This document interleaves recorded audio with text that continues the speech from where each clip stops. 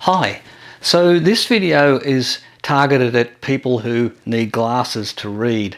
So if that's not you, if you're one of the lucky ones with 20/20 vision, then you might want to sit this out.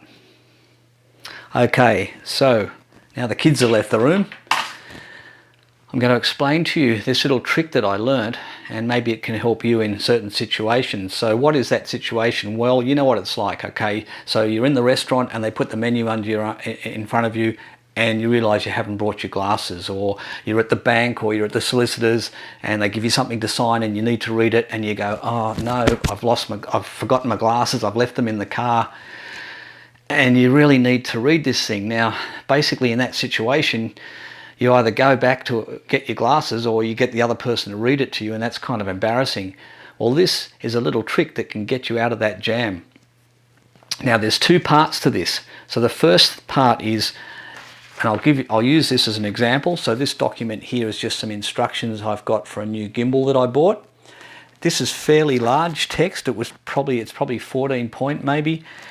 Anyone with half decent vision would be able to look at this and read it, but I can't. To me, it's just a blur. It's just ants walking on the page. So the first thing you need to do is you need to get a lot of light on the subject. So you can't do this if you're in a darkened room or maybe a restaurant.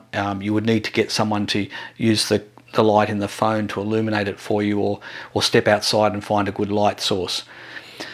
In here, in this room I'm in, I've got a very bright ceiling light, so that's going to be bright enough to demonstrate the trick.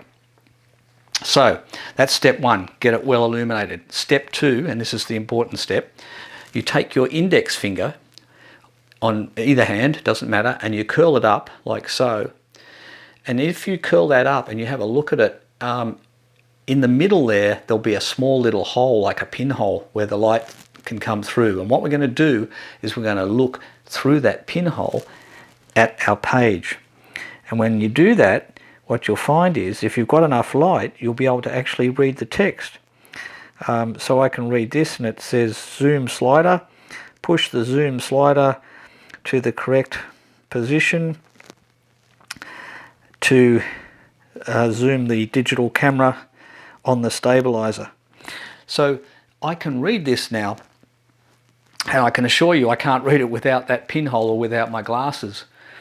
So yeah, it's a bit slow and it's a bit clunky and you might look a bit strange, but it'll get you out of a jam. It's got me out of a jam on many occasions where I've really needed to read something and I just don't have my glasses. Now, that's pretty much it. That's the hack. But I wanted to also just explain briefly how that works, and also why you need a bright light source.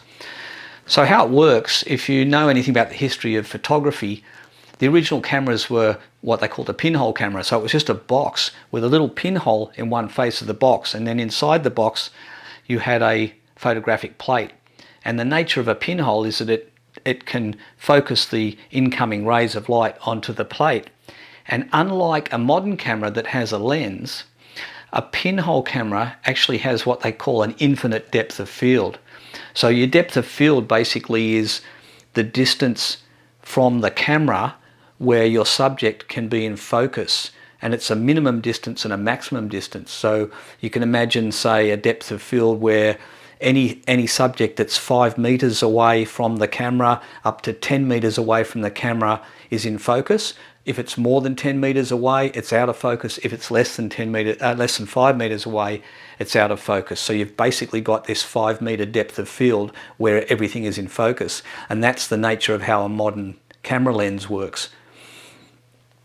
With a pinhole, that depth of field is infinite. So basically anything from an inch away to a mile away is going to be in focus. And what we're doing is we're taking advantage of that in using this little pinhole technique, because effectively we're creating a kind of pinhole camera where you've got the pinhole being your finger, and then you've got the photographic plate, which is replaced by the retina in your eye, and combined they're making a little pinhole camera. And the beauty is that you've got an infinite depth of field, so everything is in focus. Because the reason you can't focus normally, if you've got old eyes and you have long vision, which means you can focus on something a long distance away, but you can't focus on sheets of paper that are up close. This gets around that problem because it now gives the eyeball an infinite depth of field. So it's pretty clever and very simple. And yeah, I just stumbled across this one day when I was thinking about how that would work. And yeah, I was quite surprised when I tried it, and it actually did work. The other thing I wanted to point out was this thing about the light. Now, one of the downsides of a pinhole camera is that being such a small little hole, it only lets in a very limited amount of light.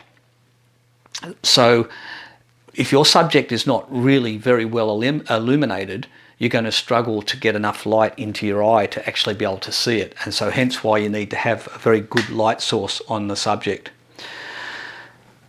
That can actually be used to your advantage in certain situations.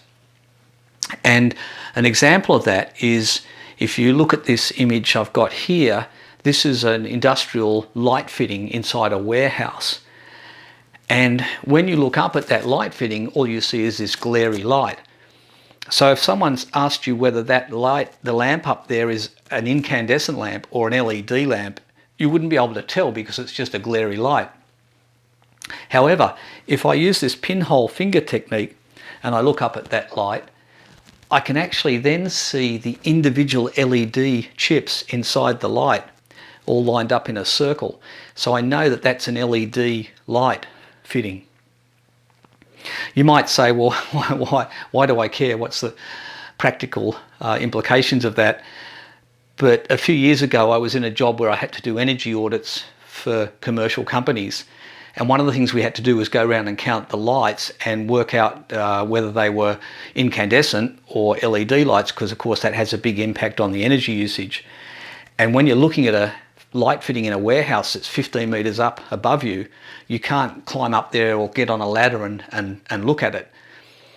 But this was a really quick and easy way to determine whether it was LED or incandescent. So that's a very specific application, but I've used it in other situations as well. I can't name them off the top of my head right now, but there have been other times where it's been very useful to be able to cut out the amount of light coming into my eye so I could look at a subject that was intensely bright. So that's it. Cheap and cheerful solution. I hope you find it useful somewhere in your life. And if you like the idea of it, or you've used it yourself and you recommend it, maybe put some comments in the comment section. And as always, thanks for watching, and I look forward to seeing you in the next video.